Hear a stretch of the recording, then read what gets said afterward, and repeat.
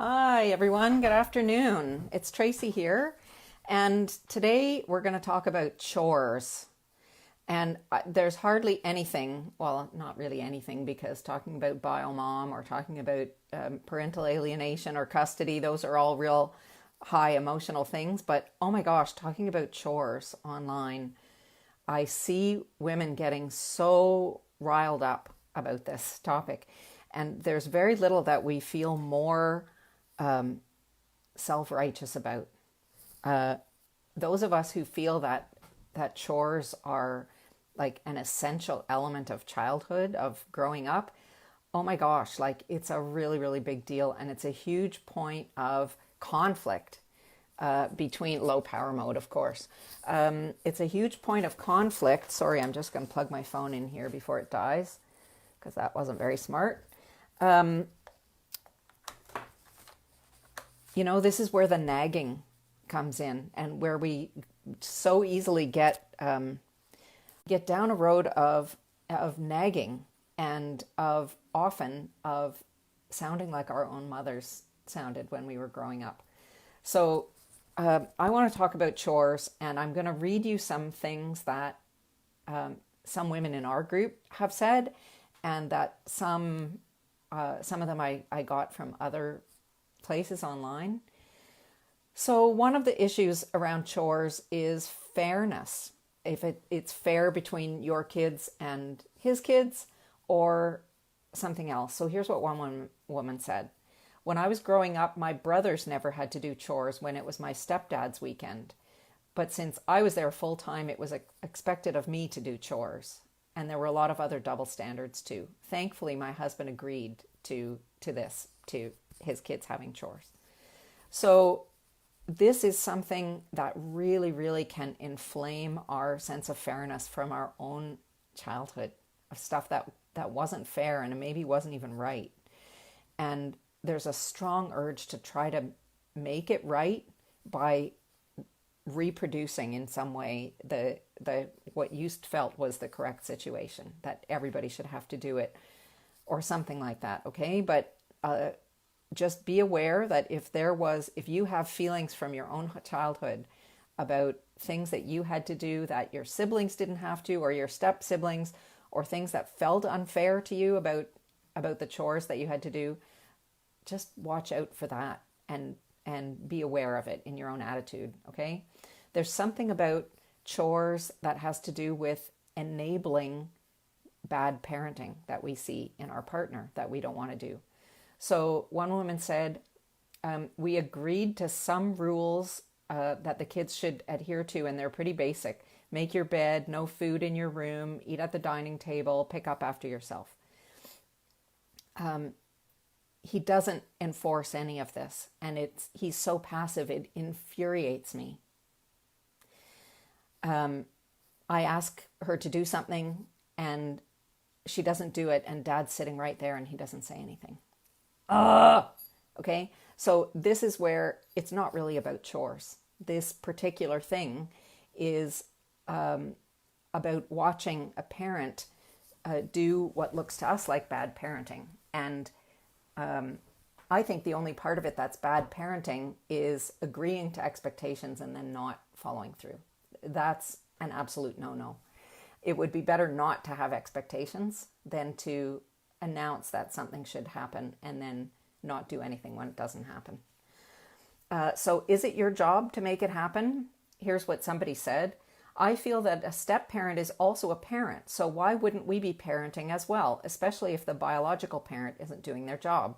We're going to talk about that, because I bet if you've been listening to me already a little bit, you know what I have to say about that. But it's important because a lot of women feel very strongly this way, that a step parent is a parent. Parent is part of the word, and that we should be parenting. And especially we should be filling in the gaps where the biological parent is not stepping up properly, not doing their job.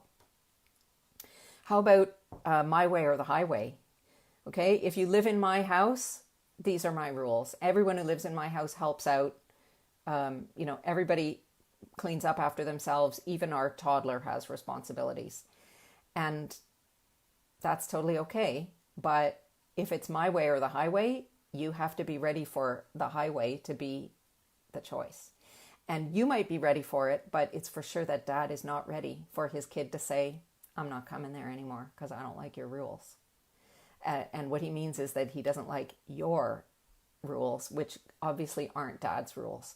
So that's why they need to be dad's rules. He needs to buy into this, because if you're taking a my way or the highway kind of stance, then you have to be okay with it that dad and his kids decide that they actually don't want to live in your house with your rules. So what I'm looking for is ways for us to get what we need and also be successful with our families. So how about chores as family time, which is not a bad idea. Someone said, for us, chores are for community building and learning personal responsibility, but we also see quality time as valuable, so we relax on their house duties for the most part.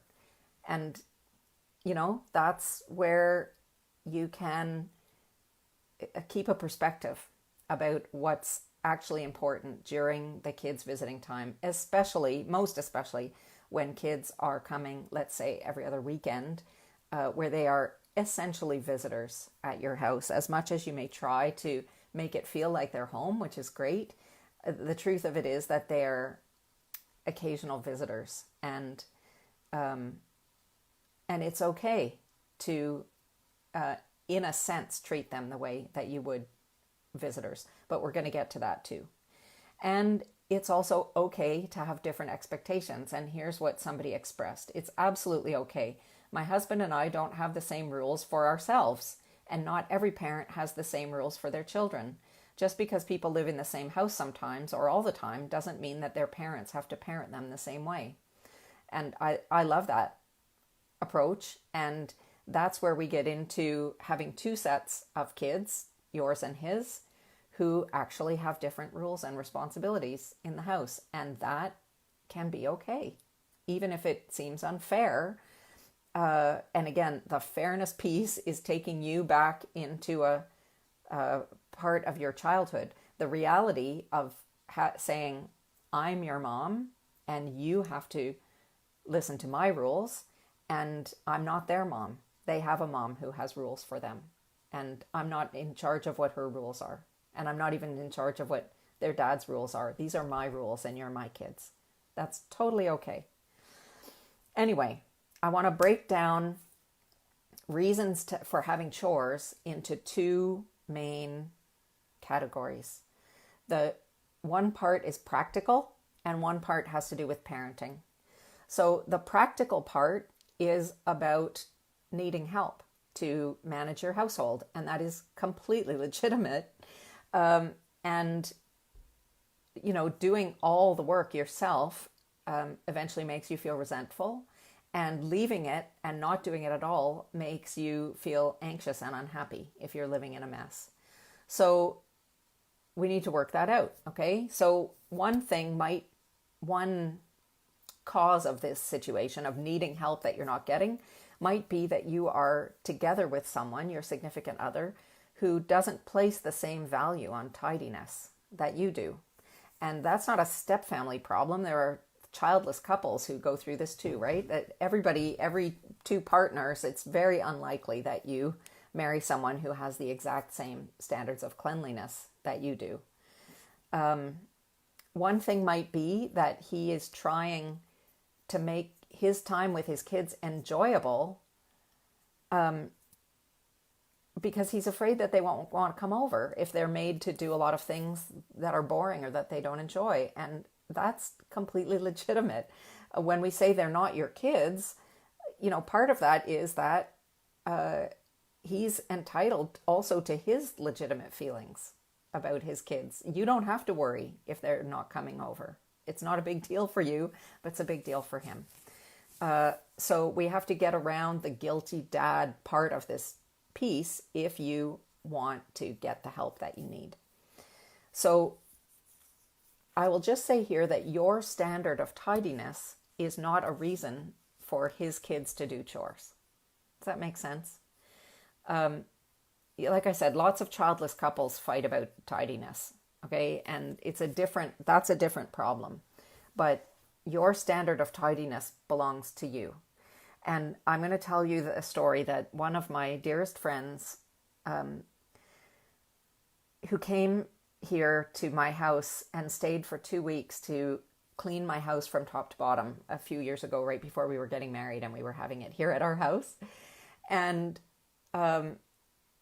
she doesn't mind cleaning, and it's a thing, that she likes to do. But she said that her mother, she grew up as one of 10 kids. It was a really big family. And her mother spent one day every week cleaning the house from top to bottom. And I'm talking washing the floors and the walls and probably the windows. And I know someone who takes everything out of all of her cupboards every week and washes the shelves in all the cupboards, right? Like to me, that seems extreme. And to her, that's completely normal. That's like her base level of okay. So we all have different standards. I am not a super tidy person. I tidied up right before this, but you don't want to see what's on the other side of the camera where I put all the crap. Like, I'm not a super tidy person. But between my husband and I, we managed to keep our house a little tidier probably than either of us would do on our own, out of respect for the other person and what they need. So I want to move on for just a second to, I talked about the practical side of like keeping the place clean and needing help to do that. The other side of chores has to do with parenting and our very strong values around what is necessary to turn children into responsible, capable adults. And many of us believe that having regular chores is a not negotiable part of that process. So I would love to hear from you at this point, whether you're watching live or on the replay. Just type chores or no chores if you're, on which side of this divide you hang out on. If you think chores are like a real not negotiable necessity, or if you're not like so huge on chores. If you grew up with chores, it's part of the way that you moved in from childhood to adulthood that feels normal for you. It just feels right.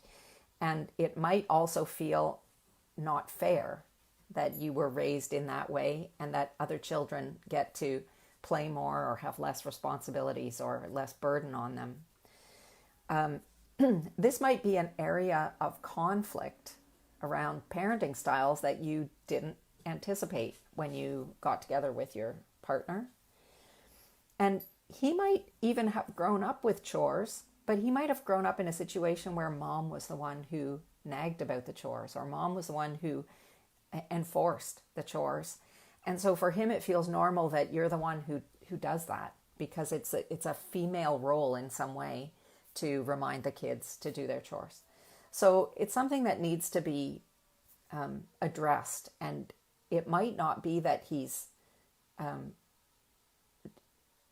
trying to pawn it off onto you, but it might feel as natural for him that chores are a mom thing as it feels for you that kids are supposed to do chores, right? They might both be things that you grew up with, and you have to find a way to make them meet together in a useful way.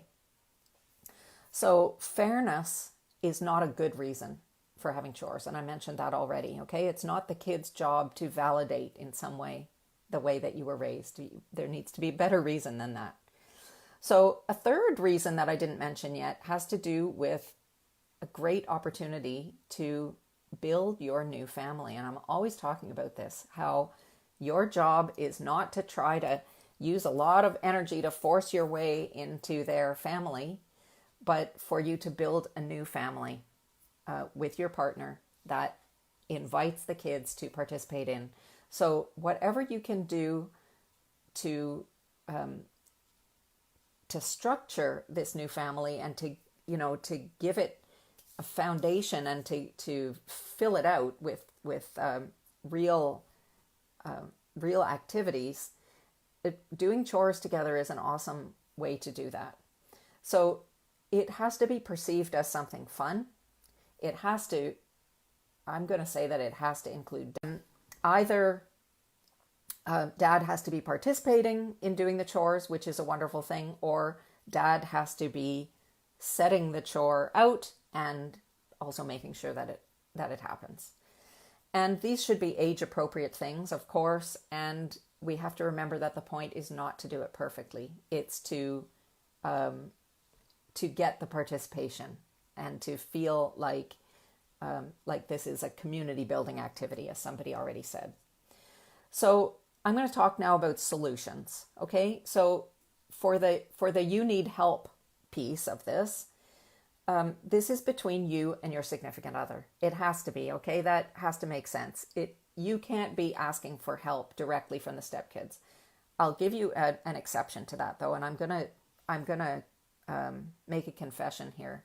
My stepkids did not have chores in this house when they lived with us. My stepson lived with us for 5 years full time before he went off to college, and my stepdaughter for 2 years. And their dad does all the things for them. He does their laundry and he does their dishes and he makes their breakfast. And these are ways that he chooses to be a dad and to show his love. And he didn't get to live with them as little kids because but the parents separated when the kids were quite young. And he is a real hands-on chief cook and bottle washer kind of dad. And he didn't get to do that for them. And he missed out on that, and he missed giving them his love in that way. And so he continued to do that well into their teenage years, and it's completely okay. And what was especially okay for me is that none of that was on me, okay? So I didn't have to ask him to do stuff for his kids. But I will tell you that on one occasion, at least that I can remember, I asked, especially because he was away on work, and we were sitting down having dinner one night that I had made, and I said, I have to ask you guys for some help. You might have noticed that whenever your dad cooks supper, I'm the one who cleans up. And whenever I cook supper, he's the one who cleans up. And that works great for us, except that he's not here, and it's a lot for me to do everything. So if I could have your help cleaning up, I would be super grateful. And they did it, and they did an amazing job. And my stepdaughter cleaned the kitchen immaculately, like perfectly. Even though she doesn't do it all the time, she did a much better job than I would have done by myself if I had just been doing it. So that was really great. Okay. So it is acceptable for your husband to do his kids' part in keeping the household clean. That is acceptable. And if it doesn't feel right to you, then that's the parenting part of this bleeding into the equation. And whenever we talk about parenting and stepkids, we're right back at these are not your kids. And I'm going to go back to the comment that I read earlier about I feel that a step parent is also a parent. So why wouldn't we be parenting as well? Why is it wrong for you to directly tell your stepkids to do something, to do a chore? It's wrong because they don't want to be parented by you. They want to be parented by their parent. And you might feel like a parent to them, but they don't have that connection with you. And your relationship with them is infinitely more fragile than their biological parent. So you are endangering in some way your future relationship with them when you say, okay, it's time to clean up now. I know that sounds ridiculous because, you might think that that's completely normal. And of course, if you are, the stepmom of very young kids, they will accept that kind of authority pretty much from anybody. You're like a school teacher or a babysitter. But you're not going to get the same degree of compliance. You just aren't. And it might be that kids who are afraid to misbehave will listen to you. And then when they get older, they're going to remember how much they didn't like that, and they're not going to want to hang around much or at all. And I want you to remember that this relationship that you have now with very small kids or school age kids or teenagers, you want this to last all the rest of your life. And my feeling is that it is more important always to be building relationships than it is to be having the dishes done or the laundry or whatever it might be. So you can have that out with your husband and say, this is not okay with me that you expect me to do this level of housekeeping for your kids. It's too much for me. I need you to help me. That's completely okay. And if he wants to do the job that you think his kids should be doing, that's completely okay. It has to be okay. It has to be okay if you want your family to last, okay? And this is just one of those situations where you can be right or you can be happy, like they say. So back to solutions. If you need help to keep the house in the way that feels right for you, you might need help also to loosen a little bit your standards and to find ways of doing that feel okay with you. So it might be to tolerate a higher level of chaos than what you would have if you were living on your own. It might be to say, okay, these are the rooms that I'm concerned with: kitchen, living room, bathroom. And you might tell your husband, I need an hour of your time every time that the kids leave to put the house back together so that I can feel okay. We need to do that every time, the weekend is over or whatever.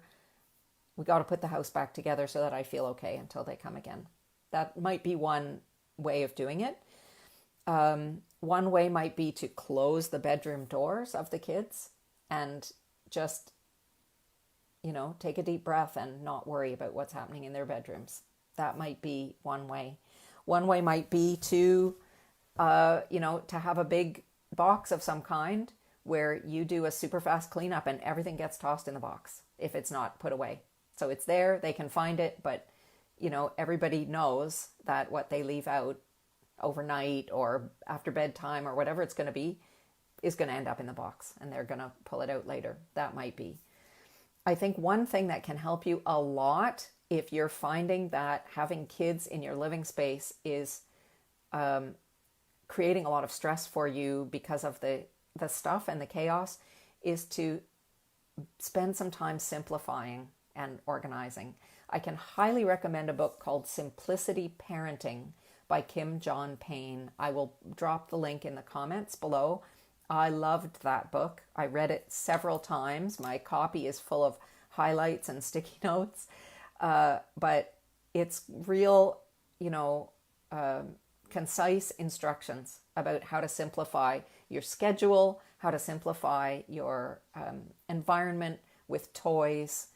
I highly, highly recommend that. Okay, that can help a lot. And like I already told you, I'm not a super tidy person. And once a year or so, one of my girlfriends comes over and says, okay, I'm going to hold the garbage bag and you throw the stuff in. Like, we all need help. Or she'll say, why are you keeping that? Like, do you really need that thing? And I'll think about it for a minute and go, nah, I could get rid of that. Stuff accumulates. And for kids especially, it is very, very hard to clean up when they have too much stuff. Okay, so rotating the toys is an awesome way to reduce the chaos and clutter in your house. And he gives really great instructions on how to get down to about a quarter of their toys that are in plain view at any moment. The rest of it is put away, or some of it gets thrown away, the broken things, or given away. But kids are happier when they have less stuff in front of them. They really, really are. And of course, it's way easier to clean. One way to simplify is to make sure that everybody has one cup and one plate and one bowl, and they take care of their own stuff. And lots of households work that way. And, that could be something that might work in your situation. You can have dad make a chart. If charts are, a thing that appeal to you with who does what, but then he has to be in charge of checking out the chart and making sure that it gets done. He's in charge of deciding the rewards, if there's a reward, or of what gets restricted or held back if the chore isn't done.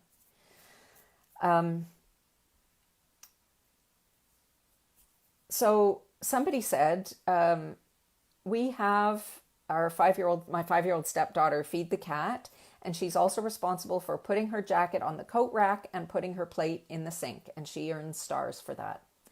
I think that's great. Start small. It doesn't have to be with, here's the stuff, go clean the bathroom. It has to start with little things that they understand are helping to do their part in the household. Okay. The solution to the parenting piece of this is more complicated. Of course it is. But part of it, and the part that you can totally control, is the part where you say, I am not in charge of parenting these children. It is not my job to bring them into adulthood as responsible adults. Hi, Kristen. It just isn't your job to make sure that they know how to do the dishes or vacuum or do their laundry. I highly recommend encouraging dad to spend time with them doing these things and to make it a fun time. I think that I'm going to credit Lori Sims with this story, although I'm not absolutely positive it came from her. But I think she told me how much it irritated her that when one of her stepsons had to do the dishes when his time would come around, that his dad would always go and help him. And she was kind of steaming, going, why does he get off the hook? His dad always helps him do the dishes. This is the wrong message. He's not going to learn how to do it himself. But dad said, that's my time with him. We have fantastic conversations. He washes and I dry, and that's where I hear what's going on in his life. So it is a beautiful moment for dad to spend together with kids. And I will also mention that something that I heard from Josh Shipp, who wrote a wonderful book called The Grown-Up's Guide to Teenage Humans. I highly recommend it. But he said somewhere in a video, I'm not sure if it's in the book, that teenage girls prefer to have conversations face-to-face, and boys have much better conversations when you're standing beside them in some way, which means that it's great to chat with a boy when you're driving in the car with them because you're side by side. And washing dishes is another awesome opportunity for boys to talk.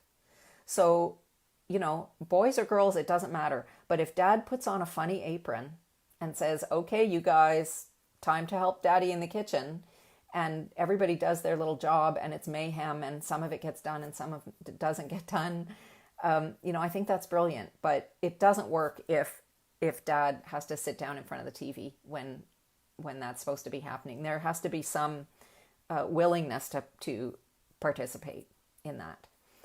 And as I said before, I think the only thing that qualifies really as bad parenting is when you set up an expectation that, you guys are going to do your own laundry or your own dishes, or you're going to mow the lawn on the weekend.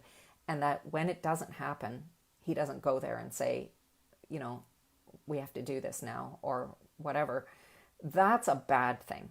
Okay. It's bad to make empty threats and say, if you don't do the dishes, you're not going to watch TV tonight. And then the TV goes on. That sucks. That's not good parenting. Okay. But, letting them off the hook, if he wants to do it himself, is completely his choice. Again, as long as he hasn't set up an expectation. Another thing is, you've got a lot of homework tonight. I'll take your turn at doing the dishes. You go get going on your homework. The reason that my stepkids did not do chores in this house, first of all, we don't have television here and they don't play video games here. So they were either in school or they were working a part-time job or they were practicing musical instruments, which they did huge number of hours a day, or they were engaged in some kind of physical fitness activity, jogging or whatever it might be, weights or going to the gym. Or they were, doing something social, which you have to make some time for that. Okay. But they were busy. They were always busy doing something useful. And Dad always felt that it was way better use of their time to do another hour of homework than an hour of washing dishes. And that is completely legitimate. That's what I believe anyway. So the parenting part is important. It's important for you to understand where your urge to parent those kids is coming into the topic of chores. And it's important for dad to use some of the chore time as really excellent bonding time with his kids, and that he's, it's a win-win because he's spending time with them in a way that they appreciate, and he's also, teaching them those values that you also agree are important about participating in the household. So I would love to hear what you think. Please put your comments in below, and thanks for watching. I'll see you next time.